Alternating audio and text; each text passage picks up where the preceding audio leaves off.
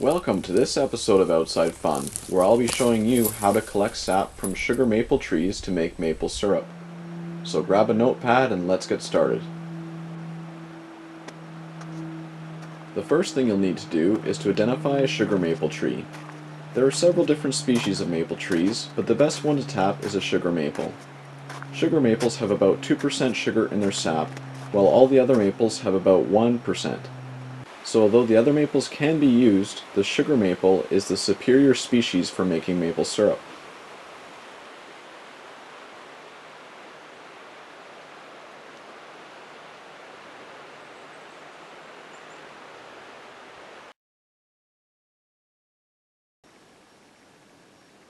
Notice how this sugar maple has bark that forms rough vertical plates that stick out from the tree. As the tree gets older, these plates will stick out even further.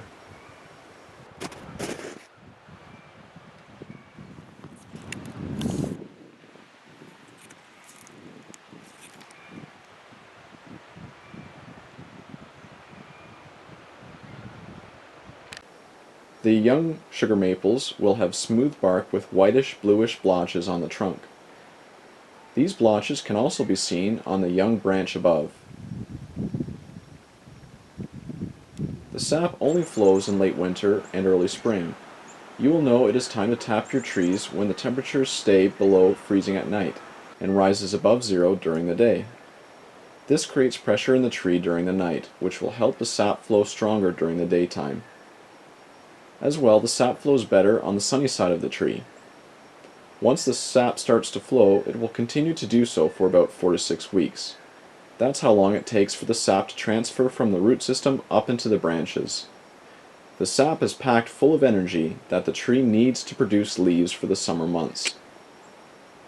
Knowing how to tap the tree properly ensures that the tree won't be harmed, and that you'll be able to enjoy the fullness of its maple-flavored bounty. Also, if you are planning on tapping your maple trees every year, make sure to drill your new hole at least 6 inches away from last year's tap, and if at all possible, rotate between trees so that they can have a break. Remember, if you are good to the tree, it will be good to not only you, but to the generations to come as well. First of all, you should only tap trees that are healthy. Secondly, the tree should be at least 31 inches in circumference before you tap it. If the tree is at least 63 inches in circumference, you can put 2 taps in it. And if the tree is 79 inches in circumference or over, it will be able to support 3 taps. But 3 taps is the limit. Also, when using multiple taps on the same tree, be sure to equally space them apart from each other. I know that the span of my arms is 74 inches, so when I wrap my arms around this tree, I know that it can easily support 2 taps. So you see, there are benefits to being a tree hugger. Now it's time to start the first tap. The best position to make the hole is about 3 to 4.5 feet off the ground. On the south side of the tree, which is the side that will be getting the most sun, and for the best results, place the hole directly above a large root or below a tree branch, if you can. The size of drill bit you'll need is either a 7/16 or a 5/16, and the hole should be about 2 to 2.5 inches deep. I added a piece of tape at the 2.5 inch mark on my drill bit so that I know where to stop drilling.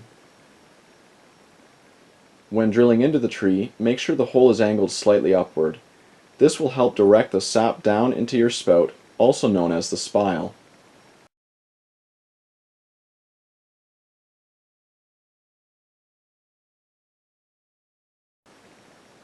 After the hole is made, you should see sap dripping out almost immediately.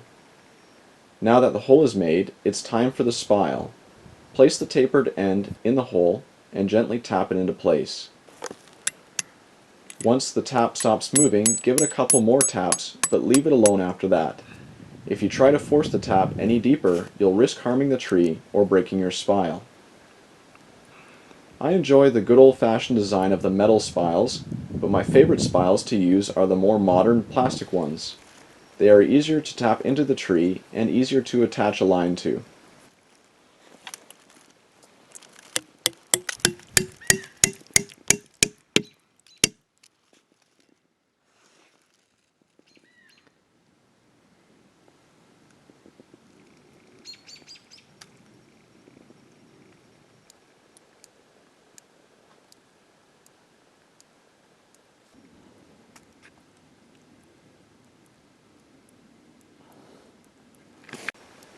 Now all I have to do is hook up my lines to my collection containers on the ground.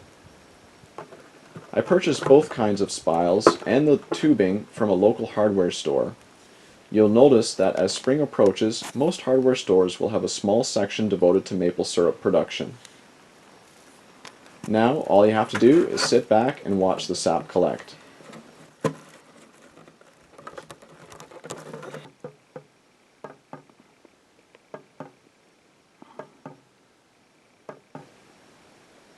Before tapping, I disinfected all of my equipment in water diluted with bleach. This will ensure that no unwanted bacteria gets into the sap.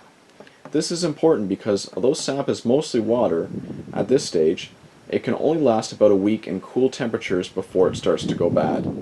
In this way, maple sap should be treated like milk. Keep it cool and use it quickly. The advantage of having the sap on the ground, like I'm doing here, is that you can pile snow around the containers to help keep the sap cool.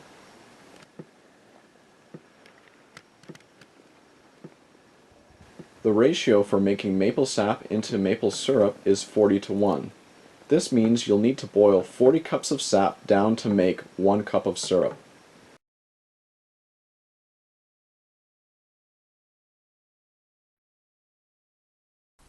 In the previous episode, I showed you how to select the right maple tree and also how to properly tap it. If you'd like to see that, simply click on the link that will be appearing now.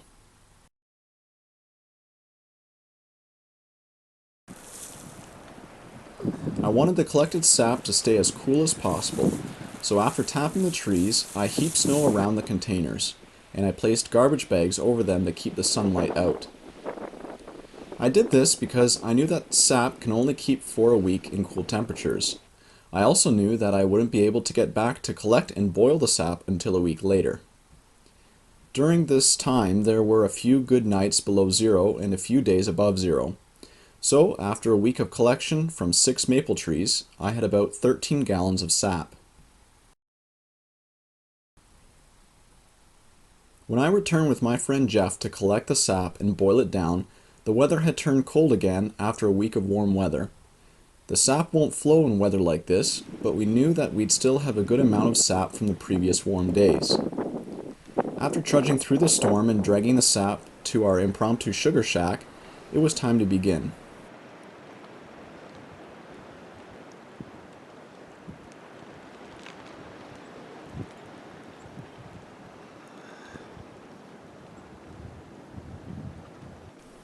First thing is to get a good fire going and allow it time to establish a bed of coals. Now, if you don't have access to firewood, you can always use your barbecue to boil the sap down. But be warned, you're going to spend a lot of money on propane. Also, don't try to boil your sap down on your kitchen stove, not unless you want your walls and ceiling to be permanently sticky. So my advice? Use wood fire and do it outside. Once we got the fire going, we turned our attention to filtering the ice out of the sap. This is a helpful tip. It's better to throw away the ice than to boil it. That's because the sugar content keeps maple sap from freezing, so the part that does freeze doesn't have enough sugar in it anyway to be worth your time trying to boil off. So, by discarding the ice, you're helping to speed up the process just a little more. I used a roasting pan and lobster pot to boil the sap down. Why? Because they're what I had on hand. But the general rule is that the more surface area you have, the faster your sap will boil down. So though the roasting pan and the lobster pot have about the same capacity, the roasting pan will boil the sap faster. Now that the sap is boiling over a roaring fire, all you have to do is add more wood to the fire when the flames go down, and more sap to the pots when the liquid goes down.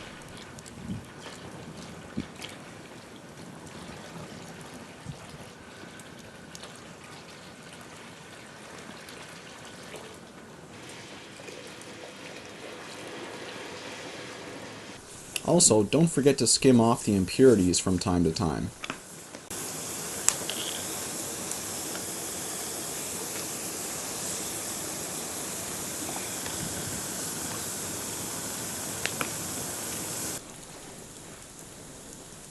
Otherwise, sit back, relax, and settle in for a full day of boiling. Just try not to fall asleep.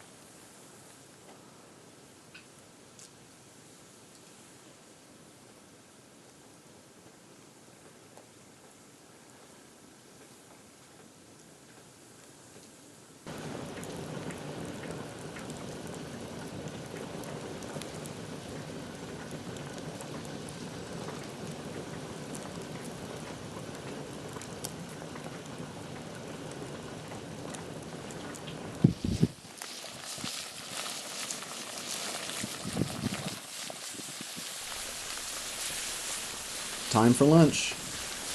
On a cold day in the bush, there's nothing like a hot plate of beanies and weenies and a cup of coffee.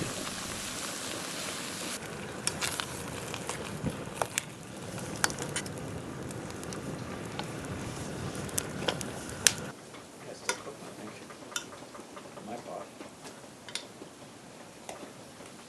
That's all in the pot in there. That's the burnt. Burnt beans. Smoking. Oh, I never told you what flavor these beans were. Maple? Yes. I thought it was in spirit of the season. Many people wonder what sap looks and tastes like. As you can see, it looks just like water, and it tastes a lot like water too, with an almost indiscernible hint of sweetness to it. It's really not all that exciting in this form. Remember, the ratio is 40:1, so it'll take time for the 40 plus liters of sap that we collected to transform into just over 1 liter of Canada's finest liquid gold. At first, you'll notice that the sap will boil down quickly, but as the mixture becomes more concentrated, it will turn from crystal clear to a murky amber, and it will boil down slower. After 5 to 6 hours of boiling, we had all 13 gallons of sap reduced to about 2 gallons. The daylight was fading, so we decided to pull the pots off the fire. Then we set them in the snow to cool. After they had cooled for a bit, we poured the remaining sap into a jug to take home.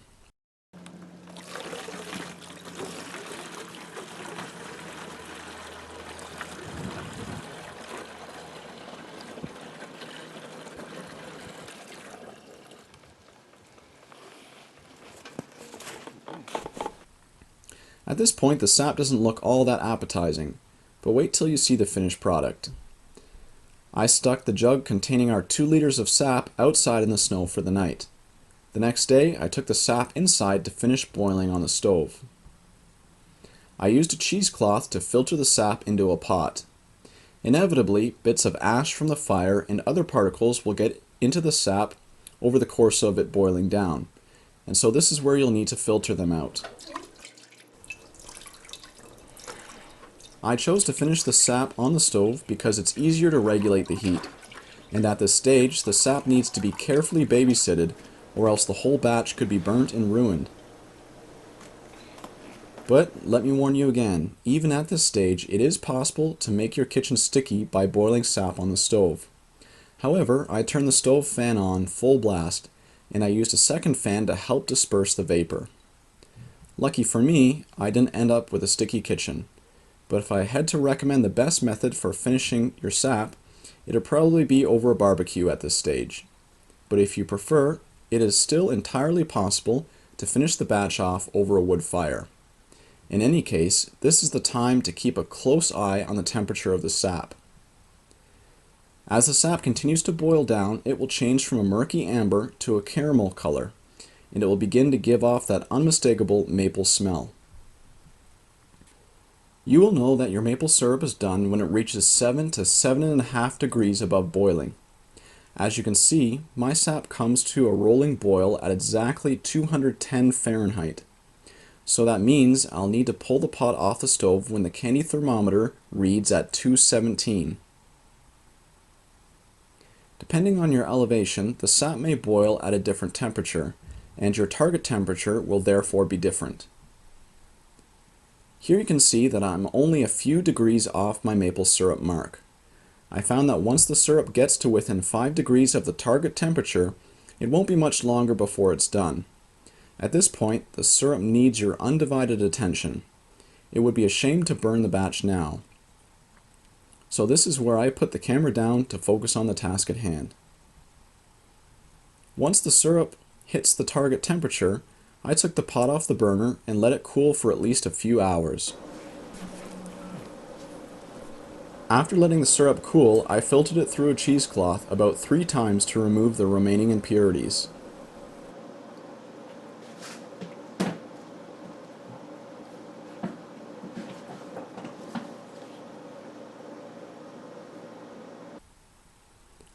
After boiling it, it's best to keep your maple syrup in the fridge. So, to recap, I collected 13 gallons of maple sap, which made about 1.2 liters of maple syrup. It took about 5.5 hours to boil the sap down to 2 gallons, and it took about another 3.5 hours to finish boiling it on the stove. It was a lot of work, but after tasting the maple syrup, it was all worth it. And who can complain after having an excuse to be outside all day, sit in front of a fire, and chat with a friend while sipping on a cup of coffee? I might be a little biased here, but I think that maple syrup made by your own hands will be the best maple syrup that you'll ever taste. I know it's true with me.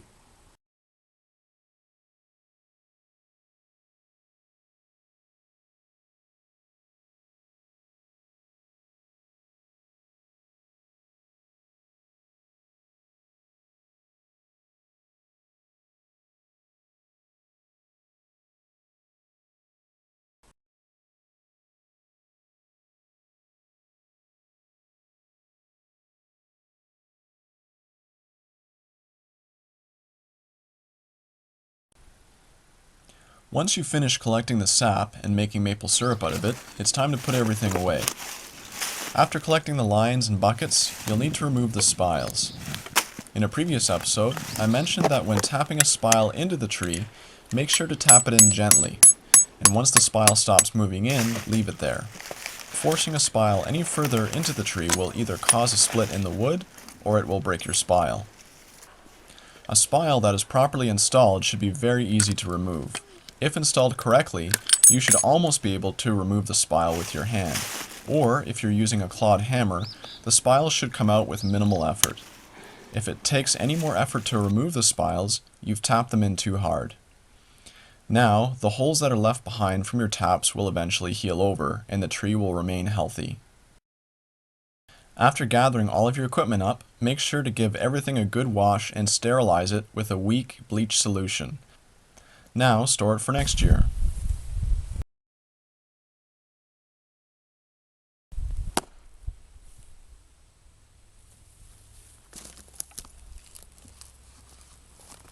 Welcome to this episode of Outside Fun, where I'll be showing you how to make maple taffy, otherwise known as maple snow pops or sugar on snow.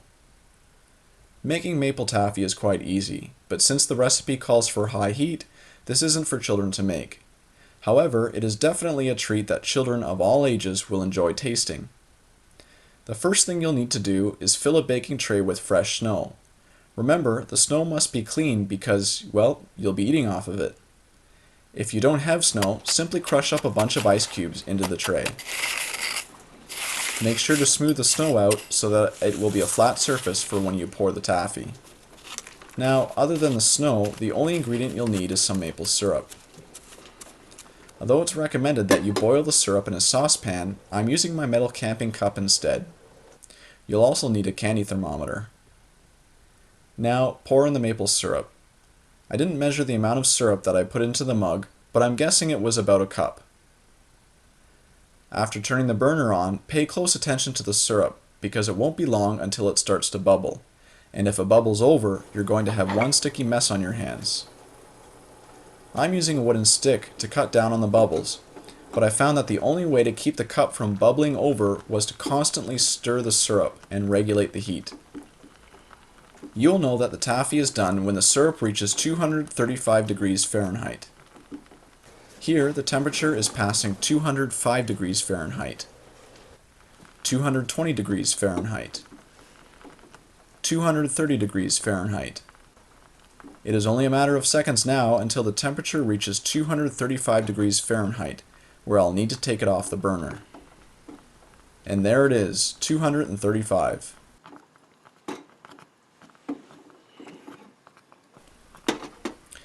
Now let the taffy cool for a few minutes until all the bubbles settle back down. If you are unable to get your hands on a candy thermometer, there is another way to test if your maple taffy is ready. Get a glass of cold water and use a spoon to drip some maple taffy into the water. If the taffy isn't hot enough, it'll dissipate like this. But if the taffy is ready, it'll blob together and sit on the bottom like this. Remember, the taffy is still extremely hot, so be careful. This is why I'm using thick gloves to handle the mug. Now that the taffy has settled down, it's time to pour it into small strips over the snow.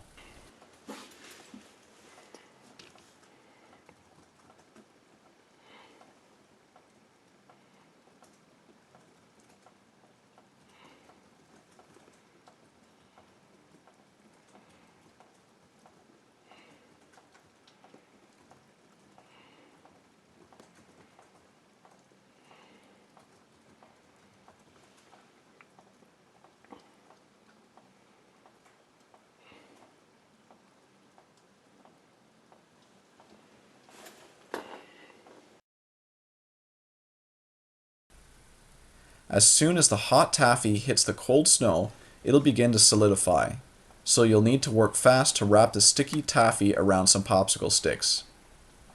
I didn't have popsicle sticks at the time, so I used some maple sticks instead.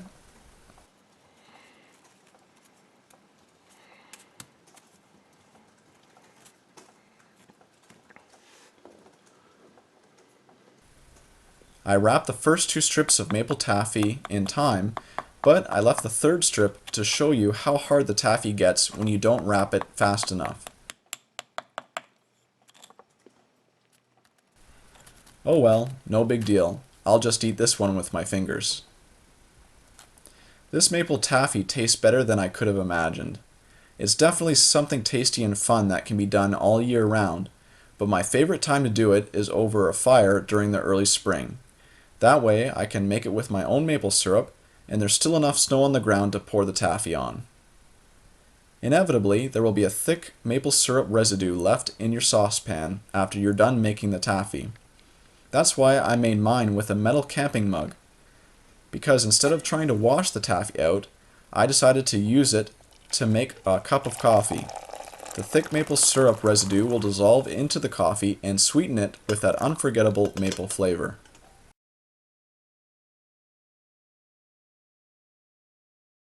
Welcome to this episode of Outside Fun. Today, I'm making coffee with a twist. Instead of using water, I'll be using maple sap. In a previous episode, I collected sap from several sugar maple trees.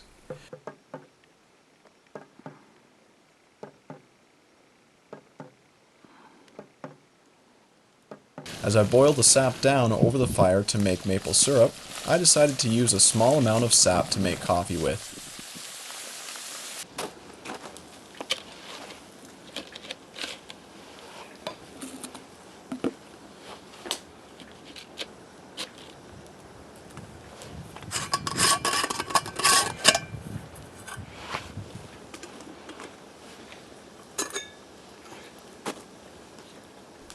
So, in goes the sap, followed by the grounds.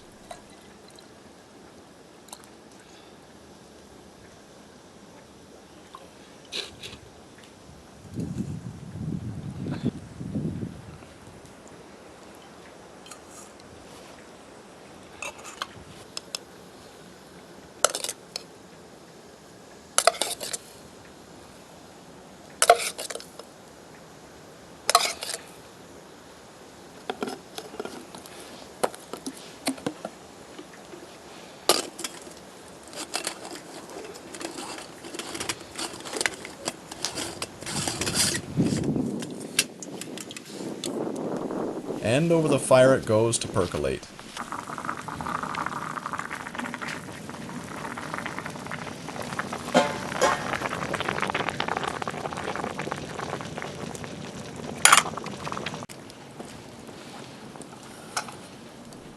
I've mentioned before that maple sap looks like water and pretty much tastes like water too, but it's something fun to try when you have access to the sap.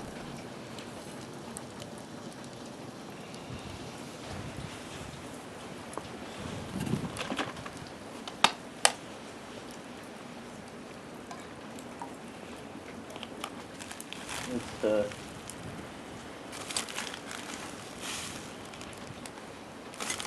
me just split.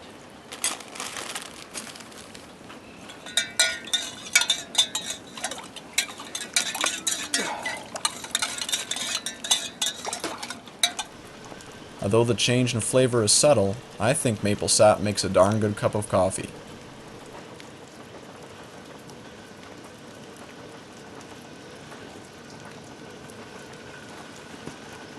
I am the outsider, saying, until next time.